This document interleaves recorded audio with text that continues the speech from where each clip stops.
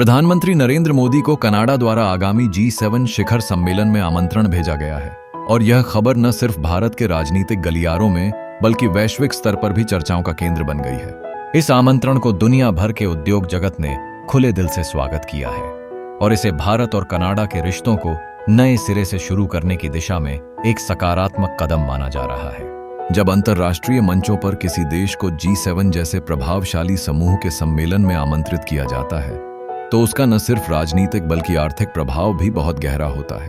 और जब आमंत्रण देने वाला देश वह हो जिसके साथ हाल ही में रिश्तों में खटास आई हो, तब तो यह और भी बड़ा संकेत बन जाता है कि शायद अब मतभेदों को पीछे छोड़कर संवाद और सहयोग की दिशा में आगे बढ़ा जाए। कनाडा के प्रधानमंत्री मार्क कार्नी ने इस आमंत्रण के जरिए एक तरह से यह संकेत दिया है कि वह भारत के साथ कूटनीतिक संबंधों को सुधारना चाहते हैं।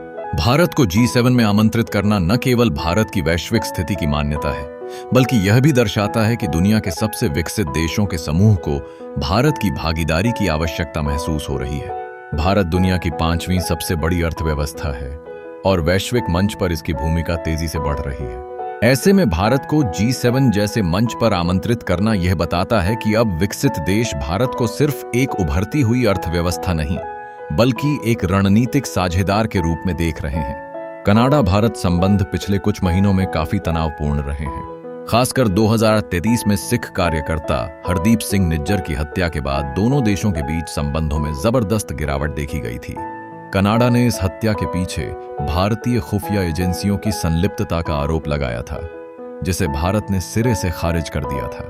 इस विवाद के बाद दोनों देशों ने एक दूसरे के शीर्ष राजनयिकों को निष्कासित कर दिया था और संबंधों में औपचारिकता और संवाद की कमी आ गई थी।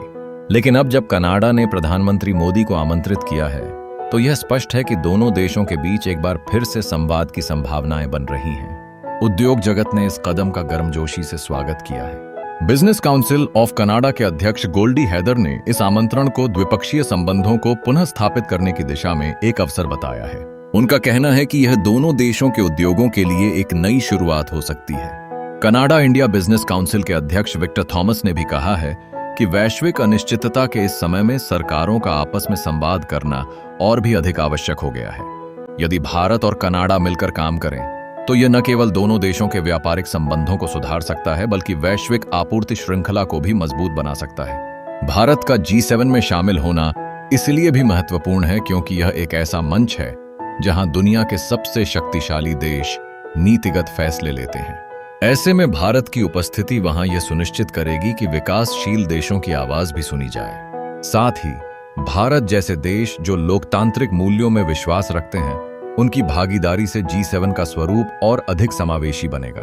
प्रधानमंत्री मोदी की वैश्विक छवि ऐसी बन चुकी है कि जब भी वह किसी अंतर्राष्ट्रीय मंच पर जाते हैं तो उनकी बातों को गंभीरता से सुना जाता है। उनकी कूटनीतिक शैली, उनकी दूरदर्शिता और भारत की आर्थिक ताकत ने उन्हें एक प्रभावशाली नेता बना दिया है। जब मोदी G7 में भाग लेंगे तो यह केवल भारत की उपस्थिति नहीं होगी बल्कि यह भारत की साख का प्रतिनिधित्व होगा।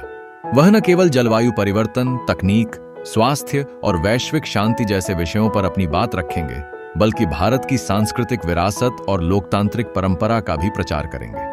यह भी समझना जरूरी है कि G7 में भारत की भागीदारी केवल एक आमंत्रण नहीं है बल्कि यह एक संकेत है कि भारत अब वैश्विक फैसलों में हिस्सेदारी का दावा कर सकता है। यह उन विकासशील देशों के लिए भी एक प्रेरणा है जो वैश्विक निर्णयों में अपनी भागीदारी सुनिश्चित करना चाहते हैं। भारत ने हमेशा यह मांग की है कि वैश्विक संस्थाओं में सुधार हो और विकासशील देशों को उचित प्रतिनिधित्व मिले। G7 में भारत की उपस्थिति इस दिशा में एक और कदम है। यह भी ध्यान देने वाली बात है कि G7 का यह सम्मेलन उस समय हो रहा है जब दुनिया में अनेक चुनौतियां सामने हैं। यूक्रेन युद्ध, वैश्विक आर्थिक मंदी, जलवायु संकट और तकनीकी प्रतिस्पर्धा जैसे मुद्दे G7 के एजेंडे में प्रमुख होंगे। इन सभी मामलों में भारत की भूमिका बेहद महत्वपूर्ण हो सकती है। भारत की ऊर्जा जरूरतें, तकनीकी क्षमताएं, डिजिटल अर्थव्यवस्था और जनसंख्या के पैमाने पर दुनिया में उसका बड़ा प्रभाव है। इसलिए यदि भारत इन मुद्दों पर अपने विचार रखता है तो इससे G7 के निर्णय और नीतियां अधिक व्यावहारिक और समावेशी बन सकती हैं। अगर प्रधानमंत्री मोदी इस सम्मेलन में भाग लेते हैं तो यह भारत के लिए वैश्विक स्तर पर अपनी स्थिति को और मजबूत करने का एक बड़ा अवसर होगा। यह न केवल भारत के कूटनीतिक प्रयासों को नई दिशा देगा बल्कि व्यापार और तकनीक के क्षेत्र में भी सहयोग के नए द्वार खोलेगा। तो आज की वीडियो में इतना ही। अगर वीडियो अच्छी लगी हो, वीडियो को लाइक करें, चैनल को सब्सक्राइब करें। मिलते हैं अगली वीडियो में। धन्यवाद।